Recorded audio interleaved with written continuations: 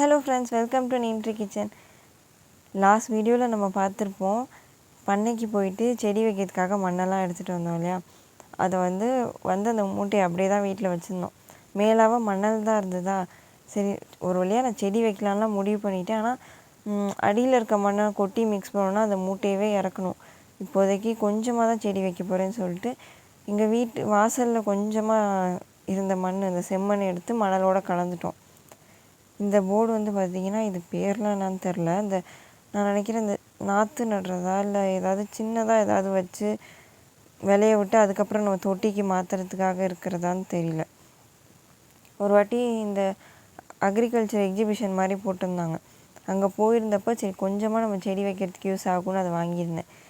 First பிஸ்மில்லான்னு இதில் நம்ம செடி வைக்க ஆரம்பிப்போம்னு சொல்லிட்டு அந்த 2 மணலையும் நல்லா மிக்ஸ் பண்ணிகிட்டு இருந்தாங்க அம்மா தான் மண்ணெலாம் எடுத்து மிக்ஸ் பண்ணி கொடுத்தாங்க. கல் மண் அந்த மாதிரி தூசிலாம் எடுத்துகிட்டு கொஞ்சம் சுத்தமான மண்ணாக வந்து இதில் ஃபில் பண்ணியிருந்தாங்க. எல்லோரும் பகலில் தான் செடி வைக்கலாம் ஆரம்பிப்பாங்க. எனக்கு தோணி நான் வந்து ஆரம்பிக்கும் போதே டைம் வந்து ஒரு 6 மணி ஆயிடுச்சு. சாயங்காலமாக தான் நாங்கள் வந்து செடி வைக்கவே ஆரம்பித்தோம். கொசு வேறு வர ஆரம்பிச்சிருச்சு. இதுக்கெலாம் நடுவில் போராடி இந்த செடியை வைக்க ஆரம்பித்தோம். இப்படியே எல்லா குழியிலையும் ஃபில் பண்ணிட்டோம். ஃபஸ்ட்டு நாங்கள் எடுத்த மண் கொஞ்சமாக தான் எடுத்துருந்தோம். அது கரெக்டாக பார்த்தா ஒரு லாஸ்ட் லைனுக்கு மட்டும் மண் பத்தலை. சரி முதல்ல இதில் வச்சு பார்ப்போம், எப்படி வருதுன்றதை டெஸ்ட் பண்ணிக்கலான்னு சொல்லிட்டு ஃபஸ்ட்டு மண்ணெல்லாம் ஈரம் பண்ணிக்கலான்னு சொல்லிட்டு அப்படியே கொஞ்சம் ஷோவாக இருக்கிறதுக்காக நம்ம தண்ணியெல்லாம் கையில் ஊற்ற வேணாம், இப்படி ஸ்ப்ரே பண்ணுவோன்னு சொல்லிட்டு ஸ்ப்ரே பாட்டில்லாம் எடுத்துகிட்டு வந்து ஸ்ப்ரே பண்ணிகிட்டு இருந்தேன். ஃபஸ்ட்டு பண்ணுறப்ப நல்லா தான் இருந்தது. ஆனால் கொசு கடி தாங்க முடியல. இப்படியே ஸ்ப்ரே பண்ணால் விடிஞ்சிரும். ஏற்கனவே மணி 6 மணிக்கு மேலே ஆயிடுச்சுன்னு சொல்லிட்டு அதுக்கப்புறமா அம்மா கையில் கொஞ்சம் தண்ணி எடுத்து அப்படியே தெளித்து விட்டு எல்லாம் ஈரம் பண்ணிகிட்டு இருந்தாங்க. எப்போவுமே எனக்கு சின்ன வயசில் இந்த மாதிரி ஏதாவது ஸ்கூலில் ஒரு வாட்டி எனக்கு ஆக்டிவிட்டிலாம் கொடுத்தாங்க. எப்படின்னா ஒரு 1 வீக் டைம் கொடுத்து நீங்கள் வந்து ஏதாவது ஒரு செடி வளர்த்து எடுத்துகிட்டு வரணும் அப்படின்லாம் சொல்லியிருந்தாங்க.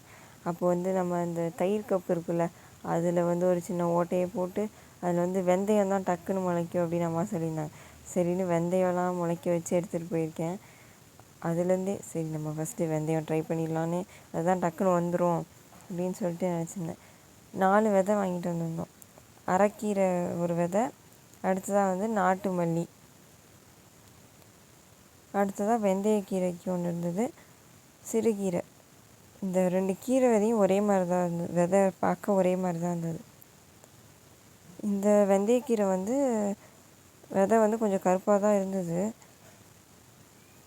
அது முளைக்குமா என்னான்னு தெரியல, நம்ம போட்டு பார்க்கலாம். இந்த விதையை நாங்கள் வாங்கியே கிட்டத்தட்ட ஒரு 6 மந்த்ஸ் கிட்ட ஆயிடுச்சு. இந்த போர்டு சொல்லியிருந்தேன் இல்லையா, லாஸ்ட் டைம் அக்ரிகல்ச்சர் எக்ஸிபிஷன் போயிருந்தப்போ வாங்கியிருந்தோன்னு, அப்போ தான் இந்த விதையும் வாங்கியிருந்தோம். இந்த போர்டில் வளர்க்குறதுக்கு தகுந்த மாதிரி விதை வாங்கியிருந்தேன். வாங்கினதோடு சரி மண்ணும் வைக்கல. அப்போ வந்து எங்கள் வீட்டில் கொஞ்சம் வேலை நடந்துகிட்டு இருந்துச்சு, ஒரு கன்ஸ்ட்ரக்ஷன் ஒர்க். அதனால் அதெல்லாம் முடியட்டும் வச்சுக்கலான்னு நினச்சிட்டு இருந்தேன். இப்போ தான் பிஸ்மில்லான்னு விதையை போட்டாச்சு. ஃபஸ்ட்லாம் வந்து கொத்தமல்லி போட்டிருந்தேன். ஃபஸ்ட்டு ஒரு 3 ரோக்கு வந்து கொத்தமல்லி போட்டேன். கொஞ்சம் நல்லா வளர்ந்துச்சுன்னா நம்ம வீட்டிலே கொத்தமல்லி பிச்சு ஃப்ரெஷ்ஷாக சாப்பாட்டுக்கெலாம் போடலாம் அப்படின்னு சொல்லிட்டு. அடுத்தும் அதே மாதிரி ஒரு 3 ரோக்கு வந்து வெந்தயம் தான் போட்டிருந்தேன். என்னோடய தம்பிக்குட்டி வந்து ஆராய்ச்சி பண்ணிக்கிட்டு இருக்கான், நான் என்ன பண்ணுறேன், ஏதோ புதுசாக ஏதோ பண்ணுறேன்னு. ஃபஸ்ட்டு நான் கூட ஐயோ விதையெல்லாம் சாப்பிட்றானோன்னு நினச்சிட்டேன். அப்புறம் பார்த்தா அது மோந்து அது என்ன ஏதுன்னு அது வந்து ரொம்ப சின்சியராக ஆராய்ச்சி பண்ணிகிட்ருக்கு. வெந்தயம் மண்ணு கலர்லேயே இருக்குது, சும்மாவே அப்படி தான் இருக்கும். நான் வச்சுருந்தது அது லேட்டானனால அப்படி கலர் மாறிச்சா என்னன்னலாம் தெரில. அடுத்ததான் அரைக்கீரை. அதில் வந்து பெருசு சின்னது வேறு இருக்கோ, அதில் வந்து பெருசுன்னு போட்டிருக்கு, தெரியல. நம்ம போட்டு முளைக்க வச்சு பார்த்துடலான்னு சொல்லிட்டு கீரை வந்து ஒரு லைன் தான் போடலான்னு நினச்சேன். நான் மாற்றி அரைக்கீரையே 2 லைன் போட்டுட்டேன். லாஸ்ட்டு ஒரு லைனுக்கு மட்டும் சிறுகீரையாக அது போட்டேன். அப்புறமா லைட்டாக விரல் வச்சு அந்த விதையெல்லாம் வந்து உள்ளே தள்ளி விட்டுட்டு அப்படியே தேவைப்படாது மண் மேலே போட வேணாம், விதையை இப்படியே மூடிடலான்னு தான் நினச்சோம். அப்புறம் பார்த்தா சரியாக வரல, ரொம்ப நேரம் ஆச்சு. இன்னொன்று சில விதை இந்த கீரை விதையெல்லாம் கையோடையே ஓடிக்கிட்டு வருது. நானும் கொஞ்சம் ஊடால வந்து சரி பண்ணுறேன்னு சொல்லிட்டு எல்லாத்தையும் இதில் சரி பண்ணிட்டு அங்கிட்டு போனால் இதில் இருந்த கீரை விதையெல்லாம் அங்கிட்டு வந்துருச்சு. தெரியாமல் குழப்பி விட்டுட்டேன். அதுக்கப்புறம் வேணாம் சரிப்பட்டு வராது சொல்லிட்டு மேலே கொஞ்சமாக மணல் போட்டே மூடிடலாம் அப்படின்னு சொல்லிட்டு அம்மா வந்து மணல் போட்டுட்டு இருந்தாங்க. திரும்பவும் நான் வந்து ஸ்ப்ரே பாட்டிலில் தூக்கிட்டு வந்துட்டேன். கஷ்டப்பட்டு தேடி கண்டுபிடிச்சி பாட்டிலில் தண்ணிலாம் ஃபில் பண்ணி எடுத்துகிட்டு வந்ததுக்கு கொஞ்சமாவது யூஸ் பண்ணணும்ல.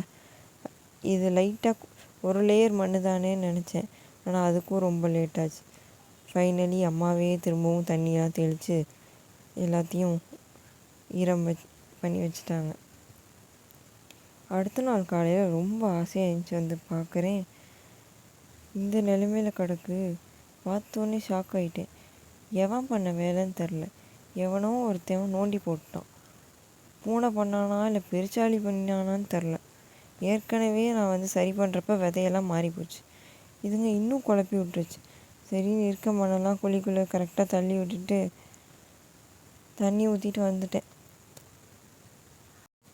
இந்த செடியோட அப்டேட்ஸ்லாம் இன்ஷா அல்லாஹ் நான் வந்து நம்ம சேனலில் அப்பப்போ அப்லோட் பண்ணுறேன். மறக்காமல் நம்ம சேனலை வந்து ஃபாலோ பண்ணிகிட்டே வாங்க.